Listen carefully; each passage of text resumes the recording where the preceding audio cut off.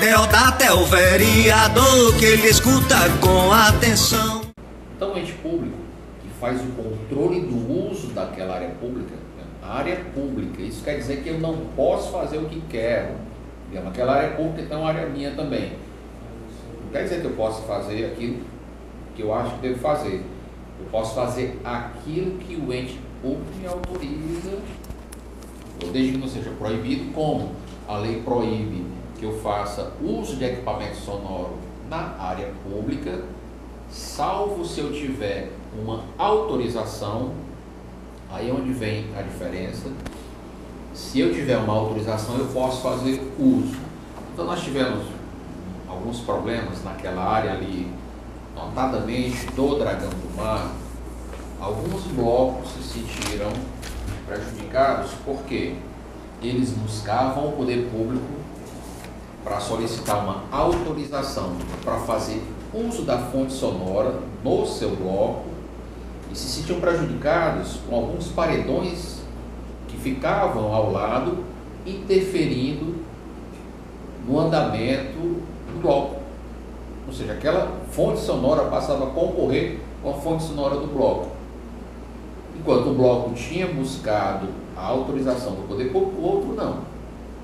Então, a autoridade tem que fazer uma intervenção e fazer a retirada daquele equipamento. Então, veja bem,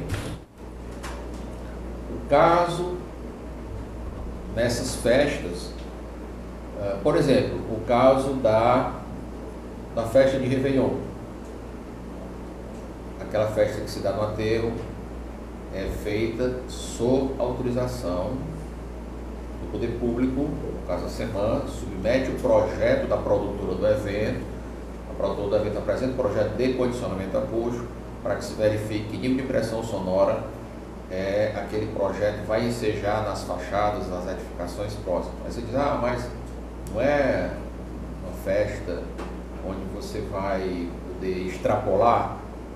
Nem tanto. Nada está liberado de forma assim, sem limite. Então, esse projeto é apresentado, é lógico, o nível de pressão sonora é um nível de pressão sonora completamente diferente de uma época ordinária. Ali é um evento de caráter extraordinário. Então, os níveis de pressão sonora suplantam os níveis do dia a dia, os níveis ordinários. Não é como você fazer uma festa de Réveillon seguindo aqueles níveis de pressão sonora que você está acostumado no dia a dia. Você não pode limitar uma festa dessa forma, se não tem festa. Contudo, você não pode admitir que outras fontes concorrentes apareçam, já que aquela festa está se submetendo a uma análise, aí aparece uma fonte concorrente, não tem autorização. Então, veja bem, o paredão não tem autorização para concorrer com a outra festa que está legalizada. Contudo, é lógico, você pode submeter ao órgão público uma solicitação para que você possa fazer uso daquele paredão por ocasião de uma festividade assim. Você submete, certo? Então, a questão da lei do paredão, ela prevê uma forma através da qual você pode fazer o uso comercial daquele paredão ou por ocasião de um festejo desse tipo. Inclusive, a legislação que já existia anteriormente já previa essa possibilidade de você poder fazer. Então, a lei está aí, cabe a gente fazer ou executar o que está previsto nela. Então, só esclarecendo mesmo, não se pode fazer uso abusivo do som, mesmo em sendo nessas festas de caráter carnavalesco, final de ano. E, Júlio César, a Juliana Lira, da Praia de Iracema, já que você naquele momento citou aquela área do Dragão do Mar, a Juliana mandou uma pergunta aqui para o nosso e-mail dizendo o seguinte: ali no Dragão do Mar tem uma boate com 5 ambientes funcionando ao lado de uma igreja. A boate, ela possui o isolamento acústico e do lado de fora não se ouve nada, mas dentro o som é alto, muito alto. A igreja não possui qualquer tipo de isolamento e o seu som fica auditivo para quem passa na rua, que nem sempre é baixo. O critério não deveria ser o mesmo para os dois? Igrejas e boates não deveriam ter isolamento acústico e por que não tem? Por que não toma uma providência? E pode-se dizer assim, o critério é o mesmo, é parecido, é lógico que ele diferencia um pouco em detalhes técnicos, mas o que importa é o nível de pressão sonora, ou a altura do som. Então, tanto faz ser de boate como igreja, todos têm que se submeter a algumas restrições. Aí você diz, mas por que as coisas não funcionam? Você diz, você não pode passar de 60 quilômetros numa via dessa aqui, mas tem muita gente passando o tempo todo, não pode passar de 40. Infelizmente, a lei está estabelecida, mas nem todos seguem. Às vezes alegam desinformação. A gente entende que as pessoas não procuram, às vezes, buscar essa informação no ente, mas hoje a coisa está tão difundida. Você vai no site da semana ou procura entrar na internet e verificar se tem algum tipo de controle.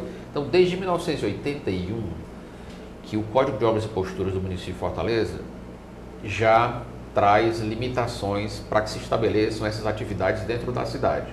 A primeira coisa, você quando vai instalar uma atividade, eu vou falar aqui em tese, ou seja, como deveria ser seguindo as normas que estão estabelecidas no Código de Obras e Posturas, na Lei de Uso e Ocupação do Solo.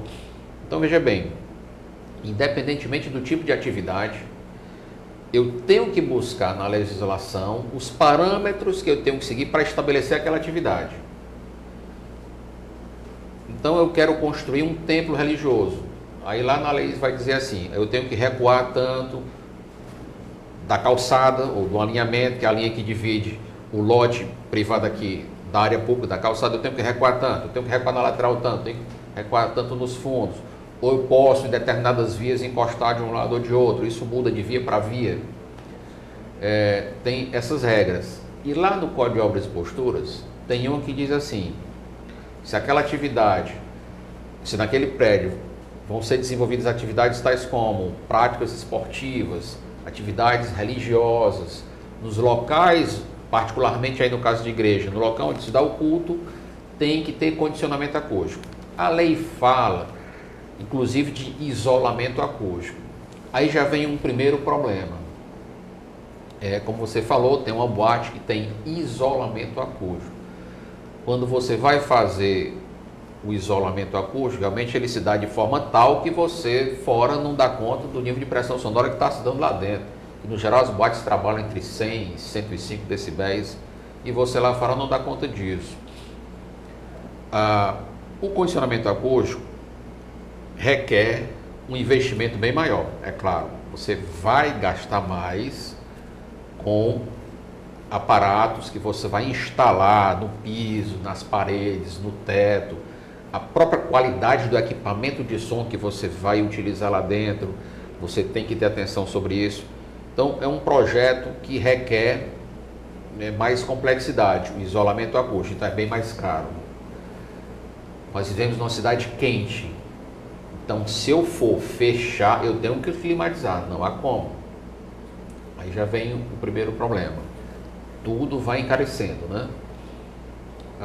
É lógico, você diz assim, mas então quem quiser fazer barulho, quiser cantar mais alto, coisas desse tipo, tem que se submeter, tem que gastar mais.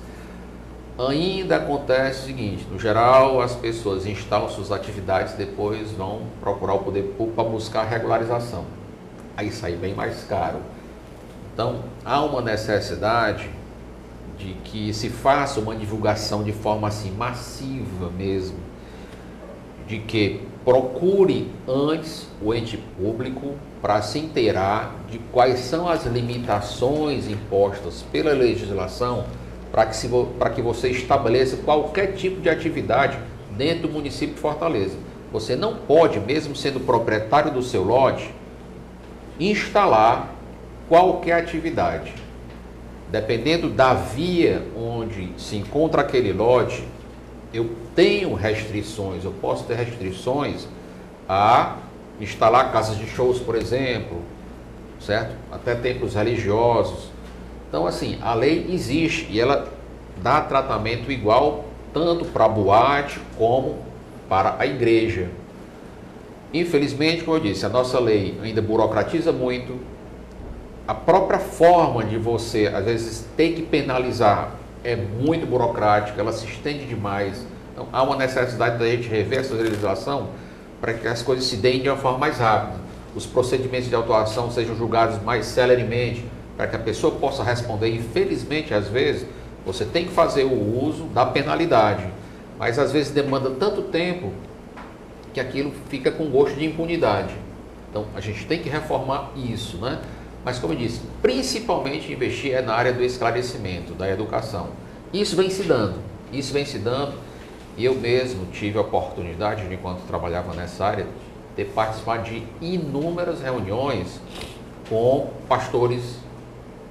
Eu me lembro de uma igreja que trouxe pastores do Ceará todo para uma reunião na qual nós fomos explicar como se deveria dar a instalação de um templo religioso e como se deveria dar o funcionamento desse templo religioso, respeitando os limites da legislação de uso da ocupação do solo e os limites da legislação de poluição sonora. É uma questão assim bem complexa, né? Essa questão dessa regulamentação, né? Da questão da poluição sonora, do uso do isolamento, da acústica, né? A gente vai agora para um quadro, Voto 13813, e daqui a pouco a gente volta. Olá, eu sou Maria Luísa, estou aqui para falar do Deodato como candidato. Eu estou apoiando e voto no Dr. Deodato porque eu acredito na proposta dele, acredito no trabalho dele. Ele é um batalhador, um guerreiro, ele está muito preparado para enfrentar a Câmara dos Vereadores. Ele vai lutar por Fortaleza, assim como lutou pela Secretaria do Meio Ambiente, no qual ele foi secretário. Então, eu estou convicta do trabalho que ele vai fazer à frente da Câmara. Então, eu estou aqui pedindo para quem conhece e para os que não conhecem também, dar o seu apoio, votar no 13813.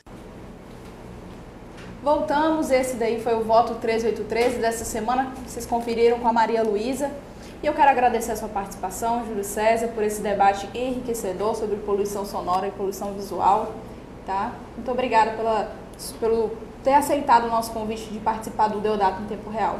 Eu é que agradeço a oportunidade, até de fazer um reconhecimento pelo esforço do Deodato e como foi e como é um entusiasta da modernidade, da desburocratização da tecnologia. Então ele deu assim, um impulso muito grande quando desempenhou suas funções lá nesse aspecto. Então a semente ficou plantada e vai com toda certeza vai florescer, vai dar bons frutos. Com certeza. E vale ressaltar, viu, que o nosso candidato Deodato 13813 não utiliza carro de som na sua campanha eleitoral.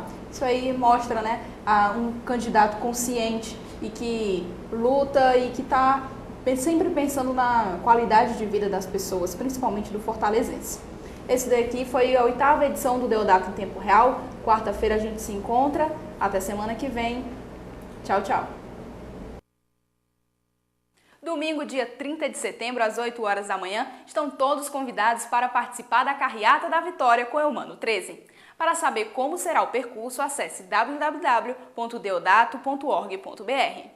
E na terça-feira, dia 2 de outubro, às 6 horas da tarde, acontece plenária de apoiadores e apoiadoras no Comitê Central do Eumano 13, na Avenida da Universidade 2155, bairro Benfica. Traga sua família e seus amigos e manifeste seu apoio. Salve, salve, guetos, favelas, becos e vielas, Ceará no ar, pode acreditar. Eu, Dexter, estou aqui sempre para somar, juntamente com o Deodato e Eumano 13813, Eumano 13. Paz. É isso aí, Dexter. Tamo junto. Um abraço, tamo junto e misturados.